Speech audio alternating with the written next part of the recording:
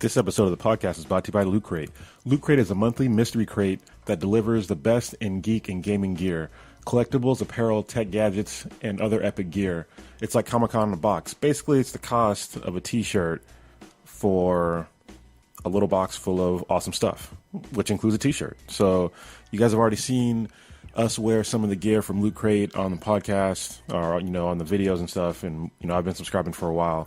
So it's pretty awesome, and now we have a cool thing where we can save you some money by getting Loot Crate. So if you go to trylootcrate.com/BThenBTI and enter the promo code BRIDGE10, as in a bridge that you walk over and then the number 10, then you will save 10% on your subscription. Once again, it's trylootcrate.com/BThenBTI, enter the promo code BRIDGE10, and you will have a 10% savings on your subscription. And now, on with the show. There is a story so strange in its implications that it defies ordinary classification. Blacker than Black times infinity. Welcome to Blacker than Black times infinity. We have a special S-Class interview. This is Salim, not just Prodigy, joining you. We're going to go around the room and just kind of introduce ourselves. We'll start with our special guest, Nima. Hi, my name is Nima Shams. I'm Vice President of Headworn here at ODG in San Francisco. Great. Awesome. On my far left. It's your boy Blue, but AKA Danny. All right, and on my immediate right, for the very first time ever, we have a special guest, Ahman, joining us. How you guys doing? Very nice. Good. Right. Happy to be here. Happy to be here. There we go. All right. Some enthusiasm, man. Come on. And we have Kronos on the ones and twos. Yep. Hey, what's going on? Back at it. Back behind the board again. No headphones is a little weird. So yeah. you let us know how we're doing. But we are here in San Francisco, right by AT&T Park. So in the background. Yes. For the Giants. Beautiful AT&T Park. Over at ODG. And we have had a awesome tour. We saw bunny suits. We saw AR. We saw tech that goes into surgery. All of that. Exactly. So when you bring all of these elements together, you make magic, right? You bring in technology, you bring smart people, you bring driven people, you put them under one roof in a beautiful setting, and you make magic. I love it. Anybody want to jump in with we don't have an actual list of questions. Yes, we do, because we're professional. What is wrong with you? Got to read your emails. There is a list. All right. So first thing we actually wanted to understand and have our listeners understand, and I guess viewers for this video, is what's the history of ODG? I guess we'll start with there. The history of ODG. Sure, absolutely. ODG is the brainchild of our CEO, Ralph Osterhout. He's a prolific inventor. He's been making anything from scuba gear to toys from Mattel. He made the dart gun in the movie Jaws. Nice. He made some of the underwater vehicle in the movie James Bond movies. But he's also made real toys for Uncle Sam as well. Night vision goggles that were used in the 80s. The PVS night vision goggles. Probably still use them now. I was in the military, so. Oh, yeah, you probably did use them. So, I like how you said, like, adult or military adult toys. He says it all the time. I made toys for kids and I made toys for adults, yeah, right? That's awesome. So about, 2008, 2009, he said, look, all your primary senses are on your head. Your eyes, your nose, your mouth, your brain, your ears are on the head. That's where the technology needs to be, right? And if you see the natural progression of how we interact with our devices, first you went to a room that had a desktop computer, might have a turbo button, right? And then you evolved and had a laptop, and then you have now a phone. That friction to connect and to be curious and to get technology is just dissolving. And the next natural evolution of that is a product like this, where you wear it like sunglasses on your head, but it brings your digital world to you. And that's what we're trying to achieve here at ODG. Right. And so I guess what's the history of AR? Because I have to be honest with you. I didn't hear about AR until more recently. It kind of came up with VR, but not, because it's obviously going in a different direction. But do you have any historical, I guess, moments in AR that you can point out? Because I don't even know when it started. Yeah, absolutely. So AR has been the golden child of the dream of people in our industry. Why? Because unlike VR, which takes you from the real world and puts you in the digital world, AR does the opposite. It brings your digital world to your reality. So, Minority Report, he was walking by, everything was popping up. So it's been in sci-fi, it's been in fiction. And a few people try to do AR on the phone, right? A few people have, if you look at Snapchat, it's pretty much AR. You tweak yourself, right? Yeah. But the experience on the phone holding a device isn't the same as seeing the real world through your eyes and seeing it change. And so that progression, that history, but the reason you haven't seen it because it's really, really hard, right? We've had to have major breakthroughs, not in our optics, but also the electronics and the ergonomics and the packaging and to the battery. really, and the battery, absolutely, to build a product that you could wear and use, daily or at your work that enhances. So it's an evolution. And to put it in context to VR is a subset of AR. Because I could take my current AR glasses, take the shields off, put really dark, non-see-through shields, put a little shroud around it, and suddenly I'm VR, right? So VR is actually a subset of AR, and the true future that we believe is this mixed reality of AR and VR. Yeah, that's the first thing I was thinking when I saw AR is I think for most people, AR would be more appealing, especially non-tech people, because you're still within the limits of the normal world. Exactly. And with VR, I think some people are kind of apprehensive because it's like you're in a different place, and some people they don't like that experience. Exactly. So it's not isolating. Sorry, Ahman. Yeah. No, I was just going to ask really quickly. So, what was the process for getting these glasses to look so fashionable? Oh, wow. Because people see them for the first time, and they don't look like high-tech devices per se. They look like almost regular sunglasses that you would just see almost anybody wearing. They look like those Oakleys. The Oakley, what do they call them? The ones where they have the MP3 players on them? Yeah. Well, I'm glad. Thank you for saying that. So, look, we've been at we've been at this since 2008, 2009. Okay. But unlike your typical companies in the Valley, and we're not a startup, we've been privately held up to now.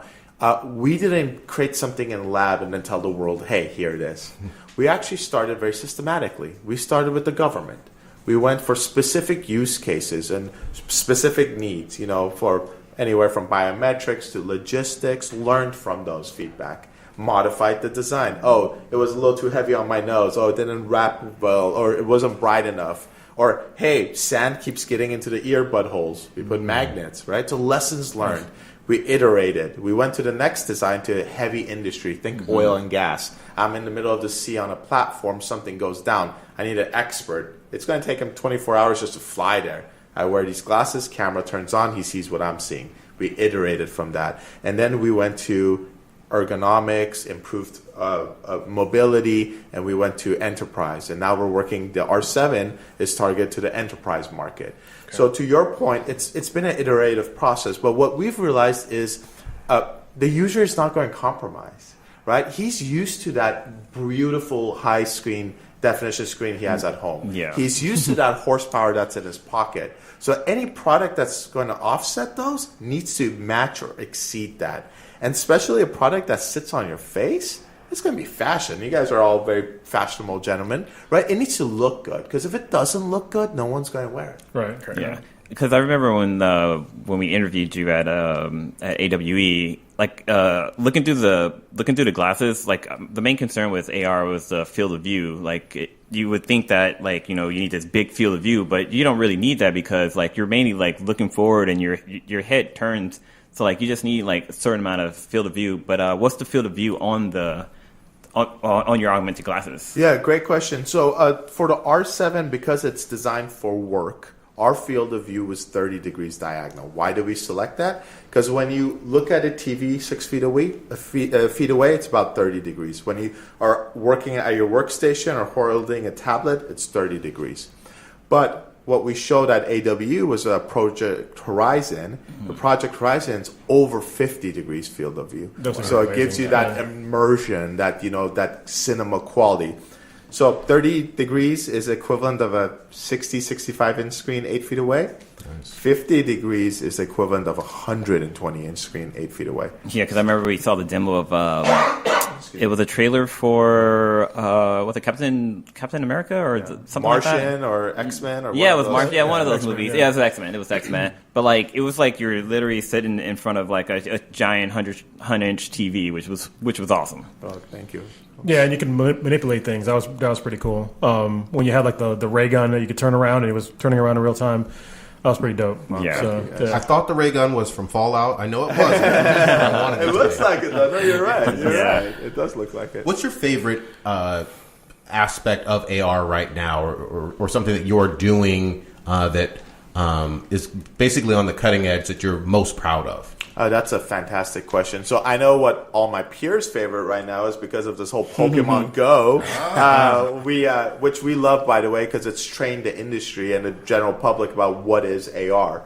Right? When people ask me what's AR, I'm like, it's Pokemon Go, but instead of holding my phone, I just see Pikachu running around on the table, right? And they get it. But for me, it's actually not AR or VR or any of that. It's mobile computing.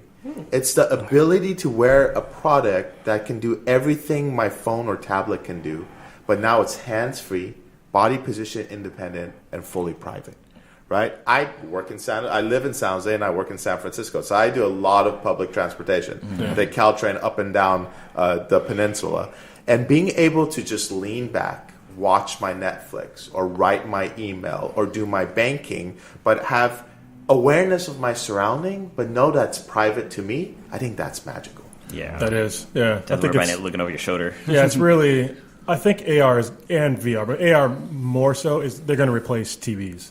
I believe so too. Yeah, I saw the NFL demo for. I know it was a different product, but watching that demo, like I instantly got it. I was like, you're not going to need to have a TV in one certain location. You can just tell your AR glasses that, hey, this is where the TV is going to be, and then even if you look away and you look back, the TV's still there. It could be the whole size of your wall. Absolutely. And you can also have like stats and stuff on like your coffee table. I'm really looking forward to getting this stuff in my hands. And next time the Warriors play, I could have the whole basketball Roster. court on the ground and look at it from any angle. And I want to see Steph Curry, I could just click on him and then 360-degree camera where his seat is and look around. It's going to change the way we consume everything. Yeah. It's going to be amazing. And it came out of nowhere, really. I think AR especially came out of nowhere. I never expected stuff to be basically Iron Man or Minority Report. It's like, especially this, That's right. yeah. I was like, it's amazing. Yeah, it's got some mass commercial appeal. Oh, thank you. So, yeah. Yeah, so Ahman here, he's a firefighter, and I think this would have kind of a lot of applications for your field. Do you have any questions as far as AR goes for your field, or just in general? I guess most of my real questions for my specific field would be, we work in some pretty hazardous environments, and you talked previously about some of the government specific applications that you guys had. For us, most of it would be some good applications, I think, for our specific industry would be looking at augmented reality for building construction, for telling us with thermal imaging, even night vision capacities for helping us search, look, and for either fires, victims, so on and so forth. Even we were talking earlier in the walkthrough, we had talked about the applications that you guys had for surgery.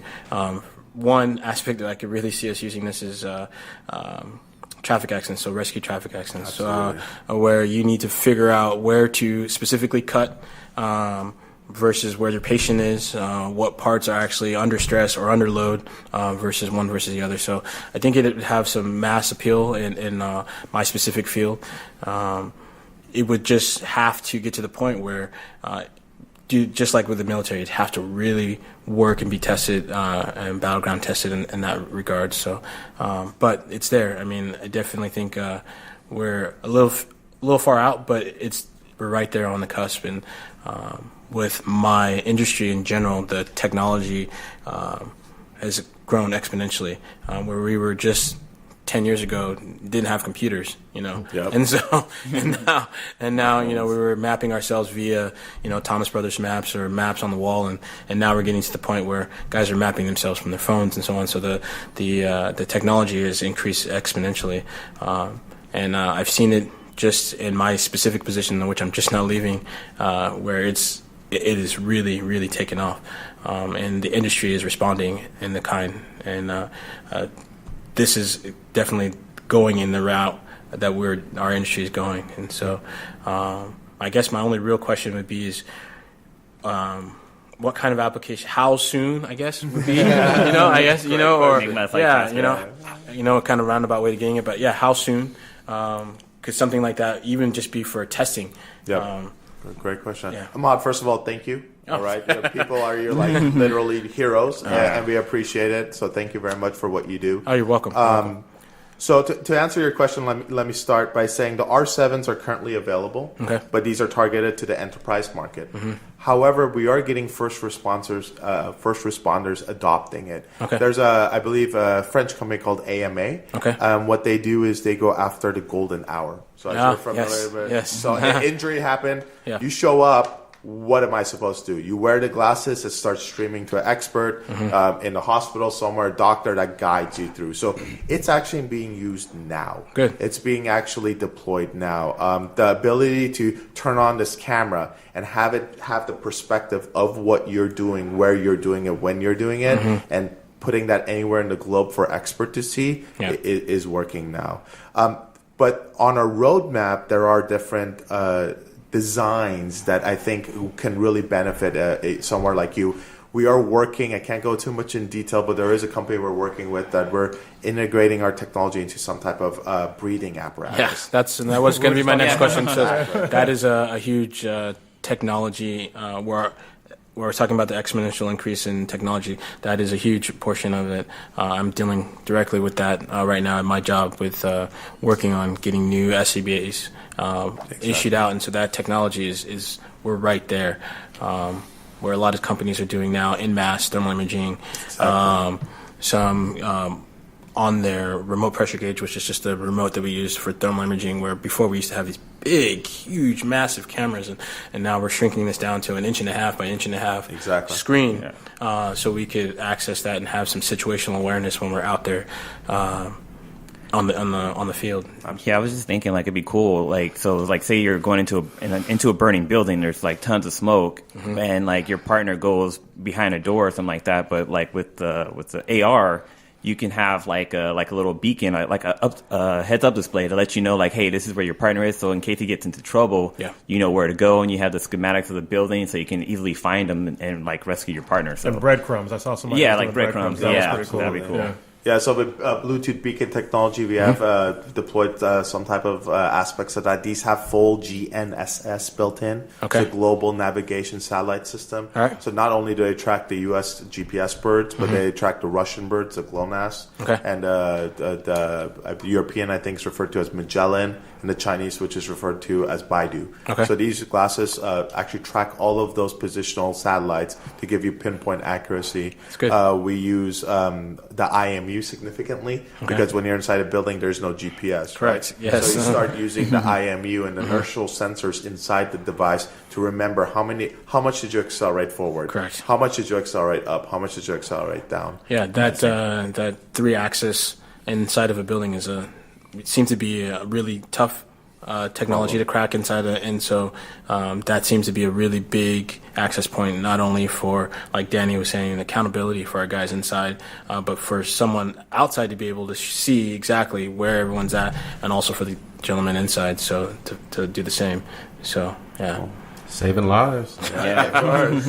All right, next question. What have been the generational, I guess, issues with AR? Like, where have you guys seen like specific problems within AR, and then how did you, without obviously giving out proprietary information, how did you resolve those issues? Yeah, absolutely. AR, like we said, is really challenging and tough. But what we've done is we've created this portfolio of solutions that we think is very applicable for different use cases, right? For what a firefighter cares about is different than what a person sitting on a train and watching a movie cares about. Okay. And so what we've done is created this toolbox that gives us different elements that we could stick together. One example is we did a collaborative work with BMW Mini Cooper, Qualcomm, and ODG for a glimpse of what the future of augmented reality in the car would be. What was important there was see-through, right? Because if you can't see through the product up to 80%, you can't wear it at night. Right. You can't wear it going through a tunnel because that becomes distracting. So our team invented a solution, an optical solution that gives you up to 80% see-through, right? For someone like Ahman, if you're looking at flames and fire and there's huge background that's brilliant and bright, you need an optical display that can override that, either through tinting or making it brighter. So we have designs for outdoors in bright sunlight, under the sun, readable designs, and that's a different tool case. So what our team has done is we've addressed it from a product level, not from optics level, not from electronics level, but take all these different elements, put them together, and how can you come up with a solution that gives you what you need? One example is there is a partnership we announced at AWE with the company Otoy. I don't know if you guys are familiar with Otoy. They're very famous in the industry, especially in the filming industry. They won 2 Academy Awards. They won one for Benjamin Button and one for Avatar. So all the 3D modeling and effects was them. Yeah. And Jules, their CEO, when he saw the Project Horizon prototype, the massive, large canvas he could play with, he just said, gotta have it, and ported over all of his light field technology. Oh, nice. And so now we can do actually light field at a product level on our platform. Nice. And that's a game changer. Very nice. And your glasses run Android, right? Absolutely, yeah. We wanted to make sure the barrier to entry for developers was very low. If you look at the phone market, the hardware has become a commodity. Yeah. Everyone's making really cool phones, and they all look great. But the software has become a monopoly, right? There's only iOS or Android. So trying to make your own operating system and force developers onto it just didn't make sense to us. Yeah. But we didn't want to necessarily be directly tied to what Google's plans are, because we don't know where Google is going to take Android. Right. So what we've done is built our system around open source Android. So it allows all developers who know how to develop for Android to jump in and start playing around. So the barrier to entry developer for our product is very low. And if you're a developer out there watching, please check out ODG glasses. Yeah, I used to put that in there. No, that's great. I used to work for a company and a bank out here in San Francisco, and I worked in the mobile part and just testing on multiple phones. Like, it's such a variety between like what one phone is. They can have even the same operating system, but like just because the phones are different, the phones can work totally different. So absolutely, having open source does make it a lot easier. Yeah, thank you. And then what we've also done is we've provided full APK tools, UI, UX. We have a full support side on osterhoutgroup.com. So if you're a developer, you could go check it out. And what we're trying to do is address where Android kind of falls down a little bit. Let me give some examples on that. Yeah, please. Android isn't designed for 2 displays, right? Android's designed for a phone, which is single display. The color black in our system doesn't exist, right? Black is see-through, right? So how do you, if I'm a UI developer and I can't use the color black because it's see-through, how do I address that? We have no touchscreen, right? You're not going to be pointing and poking at your eyes. So how do you control a device that has no touchscreen? And the most important one of all is you choose when to engage a phone. You pull it out, you say, I'm engaging you, and then you put it away. Glasses, it's always persistent. So now the system needs to know when to engage you. So if I'm running or biking, I don't want a pop-up message because that could distract me and I could fall. Right. So the system now has to become almost smarter than the user and say, okay, let me present you this information now because it's safe, but I'm not going to present it to you in 10 minutes when you're doing this activity. So what we've done is put our own skin on top of Android.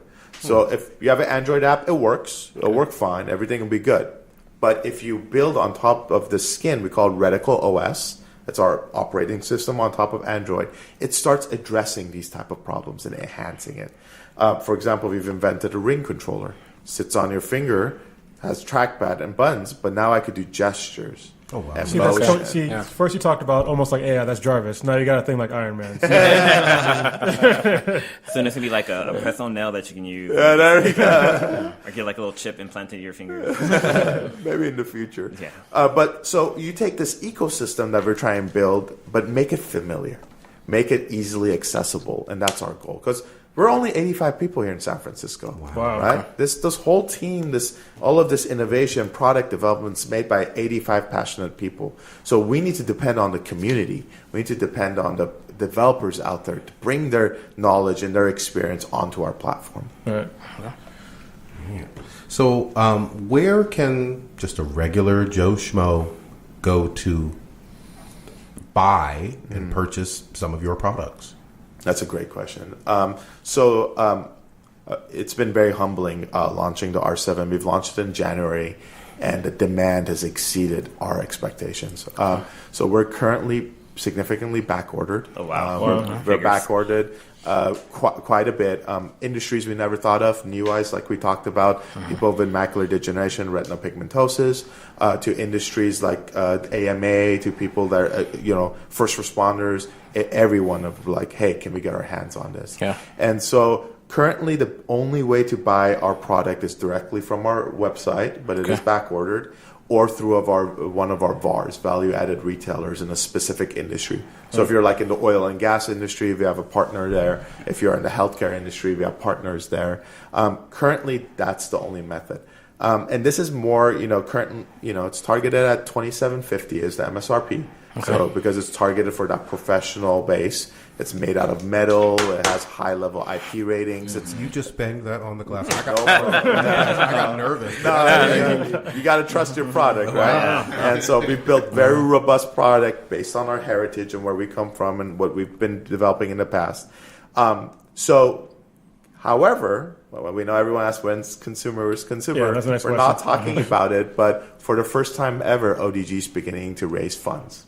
Okay. And our first lead investor, which I believe is public knowledge, it got announced, is 21st Century Fox. Oh, nice. Right? Okay. And the reason why you see a lot of Martian and X-Men indicates that. And why we believe a company like Fox is interested to us is because a product like this is going to eventually replace every screen in your life. Yeah. It will replace your phone, your laptop, your TV. And so having that content being presented to you in the proper way and in a stylish device is going to be very important. And we believe they see that same vision and have joined the team. Oh, that's Nice. invaluable. Yeah. So has ODG really looked at other AR products and kind of seen where they've fallen short, and then just kind of, because it seems like you guys have addressed every problem pretty much that other AR, I guess, products have had. Is that how you guys have been doing, or this just came naturally, as in like problems that you guys have already seen, and you're just like, all right, this is what we have problems with, this is how we're going to solve it? Yeah, absolutely. So, look, the AR family is a very small knit Yes. family. Yeah. And I'm not going to talk in any disrespect to some of the amazing things our peers have done. I know Google Glass got a lot of flack, but to us, it was a boon. Oh, yeah. Because us in 2008, 2009, trying to make AR glasses, and people are like, what is that? And then Google Glass comes out, and then suddenly everyone knows what AR is. Yeah. What HoloLens has done is magnificent with their tracking and Kinect's technology. I'm a gamer, so I have an Xbox, so I know. So taking that Kinect, flipping it on itself, and having that Kinect's technology is really, really cool. And all that does is it creates that language. What we've done is we've built our company on three specific pillars. One, the user will not compromise with image quality, like we talked about before, right? The quality of imagery they see around them is what they expect, and that's what we've delivered. Literally, the people who've developed our optics are the people that developed the IMAX lenses for movie theaters. Wow. So we know what standards to build this to. Two, we think that the product needs to be fully integrated, right? We believe that you need to put the technology where the head is and have it fully integrated. No wires, no cables. We believe that with it being fully integrated, it opens up a lot of use cases and removes a lot of delays and makes sure the response is what you need it to be. Right. And last of all is we believe the product needs to be fully mobile. Right? This needs to be a product that you could use indoors and outdoors. This needs to be a product you could sit on a train or potentially save someone's lives with. So that's the three pillars we've built our product on, and every decision we make is guided by those three pillars. Right. That's pretty awesome. Great platform, man. Yeah. So is there any other, obviously we know about Project Horizon because you guys announced it a while ago. So, but is there any other products that are coming out through ODG, or can you talk about it or no? Yeah. Unfortunately, I can't talk about our roadmap, but it will be an exciting year, and next year is going to be even more exciting. Project Horizon, which you described, is a prototype which showcased our new technology in optics, the 50 degrees, 120-inch screen, 10 feet away, 8 feet away type of technology. We're very proud of this, and as you can see, it's pretty far along. Yeah. The final product is going to be significantly more enhanced. Better processor, some cool features that we're going to talk about in a little bit, but not quite yet. Okay. But yeah, ODG is always striving to improve on top of what it has, learn from what it has, and keep going forward. And that's what we do. Awesome. So when is Project Horizon come out? Do you guys have an ETA for that yet, or no?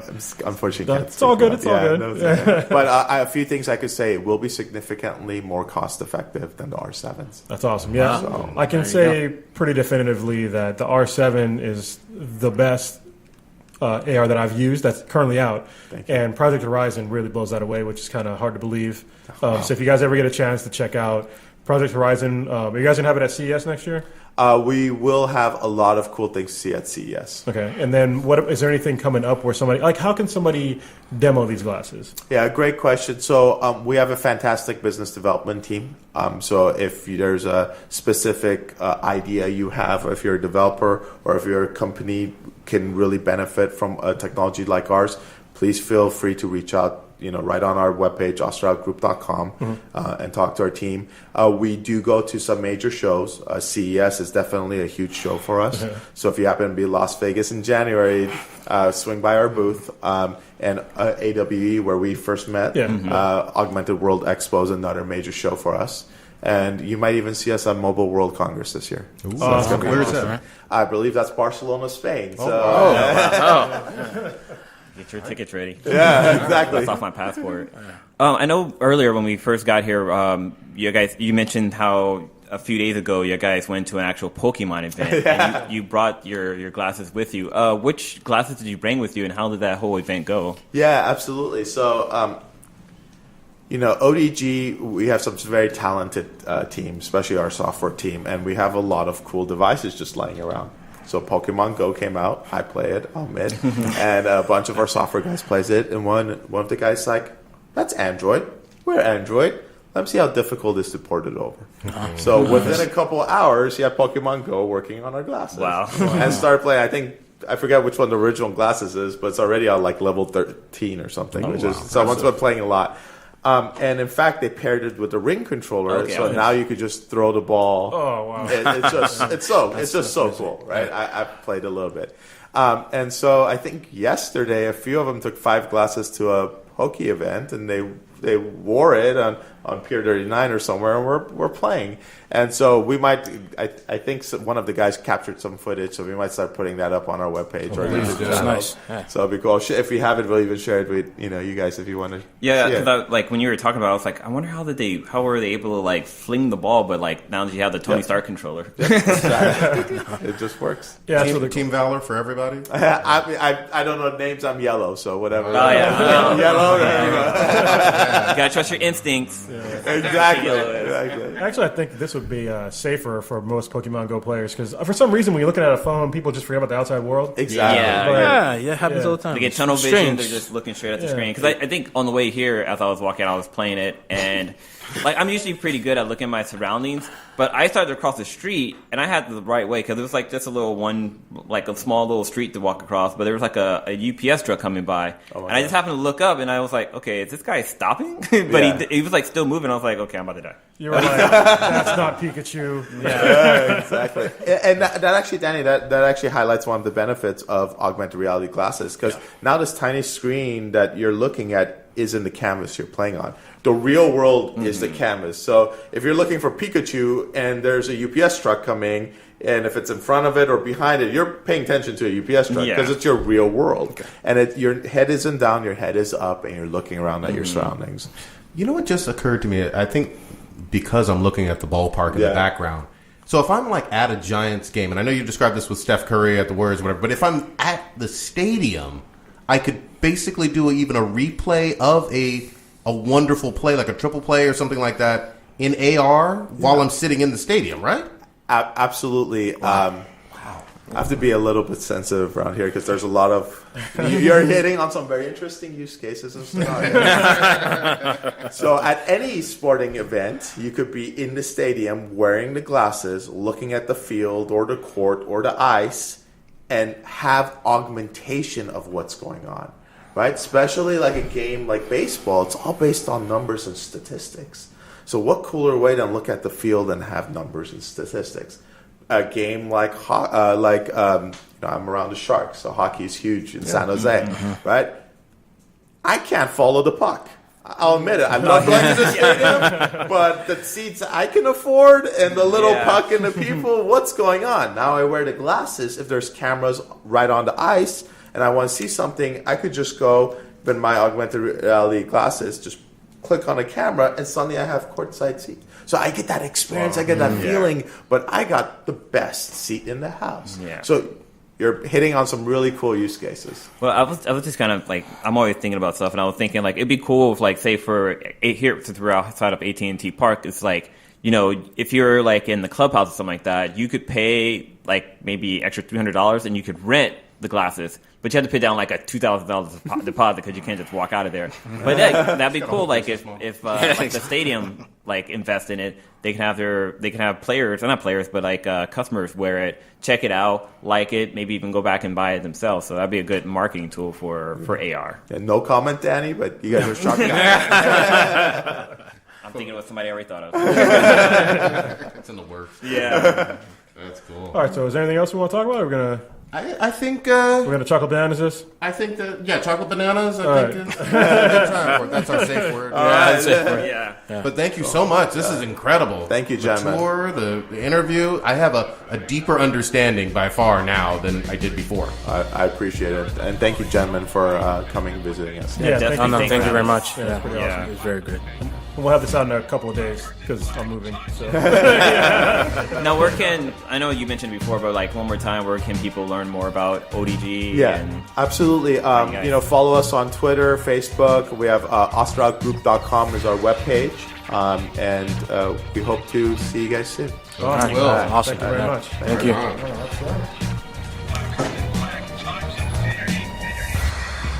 Since the splitting of the atom only a few decades ago, and through his God-given genius